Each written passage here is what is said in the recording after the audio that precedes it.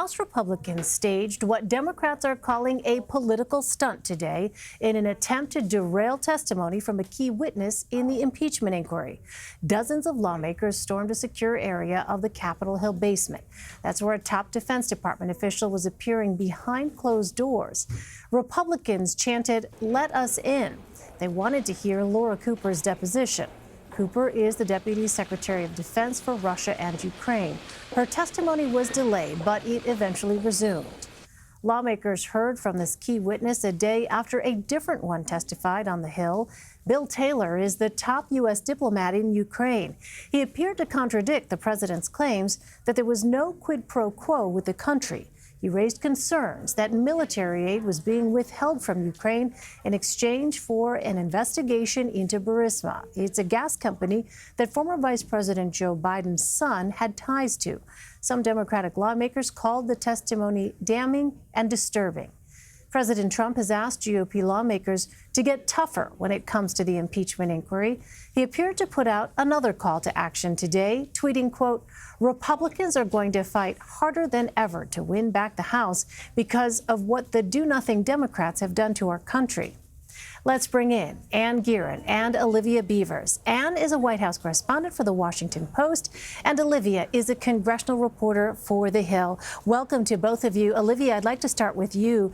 You were actually there in the Capitol when these lawmakers decided to storm the area.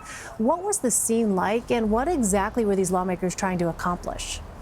Elaine, this was a stunning scene. You saw first about 30 Republican members of the House first hold this press conference. Now, we knew this press conference led by Congressman Matt Gaetz was coming, but we did not expect this number of members to be coming in and complaining about the process in which Democrats are conducting their impeachment inquiry.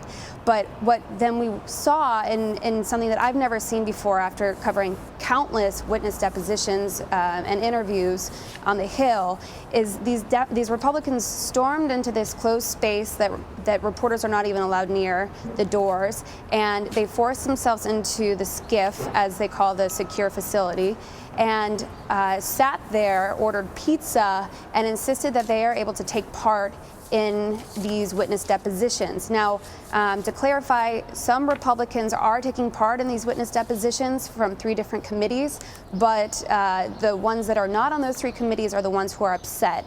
And so one Republican leader who I talked to, Gary Palmer of Alabama, said that he's upset if they're going to reach a point where they might be voting on impeachment, they should be able to see all the evidence. Democrats, as you said, called it a political stunt. Harley Ruda from California called it the party crashers. So, it's called them party crashers. So it was pretty crazy to be there. There was press and members, and it was crowded and chaotic was probably the word that I would best describe it. And Olivia, as you know, I mean, this was happening against the backdrop of President Trump calling on Republicans specifically to, quote unquote, get tougher when it comes to the impeachment inquiry.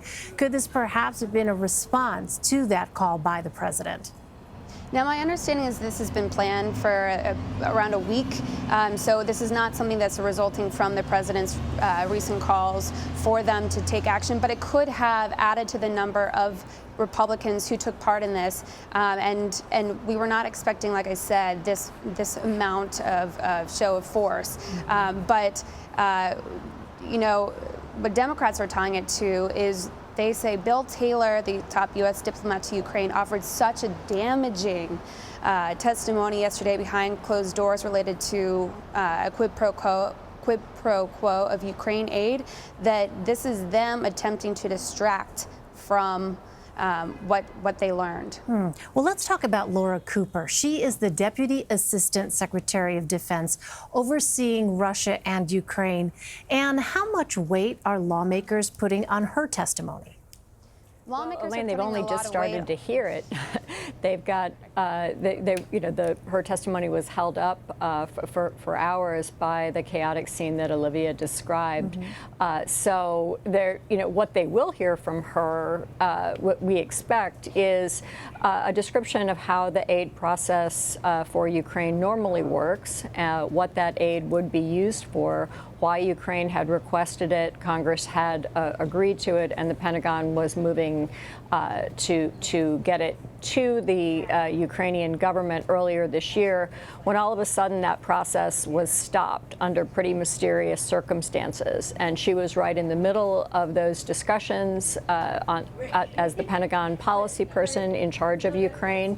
She is a longtime Pentagon official. She has served since, I believe, 2001, so across multiple administrations of different political party, and her specialty is this part of the world. And Olivia, you mentioned Bill Taylor, who testified a day earlier. Do Democrats view his testimony as a quote-unquote smoking gun? So, talking to several Democrats, they called it the most powerful testimony they've heard yet, and some say he has done he has been the key factor in connecting Ukraine aid to the president asking the president of Ukraine to open 2 politically motivated investigations. So they do think that Bill Taylor provided powerful testimony in a 15-page opening remarks in detail, from dates and text messages and phone calls. He detailed how he came to understand what he said was a quid pro quo. And so Democrats certainly think that they were coming out calling him a credible and powerful witness. So at the same time, Republicans seem confident that they were able to poke holes in Bill Taylor's argument. What are they basing that on, Olivia? Well, they're jumping on 2 different points. First, they're saying, well, Bill Taylor relayed this from Sandlin, the ambassador to the European Union, or he relayed this from Tim Morrison, a top National Security Council official. So he's saying that there's second-hand knowledge, which they are not taking as seriously as if it were first-hand knowledge, as if it came from Morrison or Sandlin. The second thing that they're also harping on is they say Ukraine officials, top Ukraine officials, including Zelensky, say that they did not know that the aid was being withheld. And there cannot be a quid pro quo if they did not know the aid was being withheld. The New York Times came out with a story today that said that, in fact, these top officials did know the aid was being withheld, but that's something that Democrats want to talk to Tim Morrison about, who is one of those individuals that Bill Taylor named in his opening remarks. Well, Anne, you reported on how Bill Taylor's testimony contradicts another key witness in the investigation, Gordon Sandlin. What could all of this mean for the U.S. ambassador to the European Union? Well, the first thing it means is that he's going to be recalled for more testimony unless that is somehow effectively blocked by the administration. The testimony from Bill Taylor yesterday, the opening statement that we have a copy of, and then what we were able to learn from people who were in the room about other things he said in the questioning part of the session really directly contradicted several things that Sandlin had told the committee just last week. And one thing that a number of members said afterwards is that Ambassador Taylor's memory appeared to be a whole lot better than Ambassador Sandlin's, who had been given rather frequently to say things like, I don't remember or I don't recall. Well, Anne, I also want to pull out this one passage from Taylor's opening statement. He says he discussed with Gordon Sandlin the, quote, possibility that the Ukrainian prosecutor general, rather than President Zelensky, would make a statement about investigations, potentially in coordination with Attorney General Barr's probe into the investigation of interference in the 2016 elections. So, Anne, how could the Attorney General's involvement here complicate matters further for the administration? Well, I think what Ambassador Taylor is saying there is that he saw it as a complication and as a potential problem. Here, you know, he's the ambassador in Kiev, and he's hearing things from Washington about the Attorney General running an investigation that has tentacles around the world, certainly in a couple of other places in Europe, and that the government that he is coordinating with, is in charge of coordinating with in Ukraine, may be called upon to essentially ally itself with that investigation. And he is saying, you know, that when he heard that from Sandlin, it certainly appears to have raised some flags or some concerns for him. Olivia, you also reported today that federal prosecutors subpoenaed a longtime aide to former Republican Congressman Pete Sessions. It's part of a probe into Rudy Giuliani's business dealings in Ukraine. What do we know about Caroline Booth? So Caroline Booth served as chief of staff to Pete Sessions. I think that federal prosecutors view her as someone who might be able to explain Pete Sessions' thinking when he was chairman of the Rules Committee and why he might have sent a letter to Secretary Pompeo basically saying that Marie Yovanovitch is not fit to be as the U.S. ambassador to Ukraine. Now, she has pointed to facts that there were rumors that she said something disparaging about President Trump in her testimony on the Hill, and that is something that Sessions said he heard rumors about her disparaging Trump and relayed that his concerns to Secretary Pompeo. She says there are rumors, so that's something that needs to be sussed out, but this is a sign that federal prosecutors in New York are moving forward with their investigation as they seek to further unravel details about Rudy Giuliani's business in Ukraine, as well as some of his associates. I want to turn to the situation developing in northeastern Syria. President Trump lifted all sanctions against Turkey today. Let's take a listen to part of his announcement. Now Turkey, Syria, and others in the region must work to ensure that ISIS does not regain any territory. It's their neighborhood. They have to maintain it. They have to take care of it. Meantime, Senator Lindsey Graham said earlier, quote, "You cannot rely on Syria, Russia, and Turkey to protect the United States against ISIS." And how are President Trump's comments going to play with lawmakers who have been critical of his move?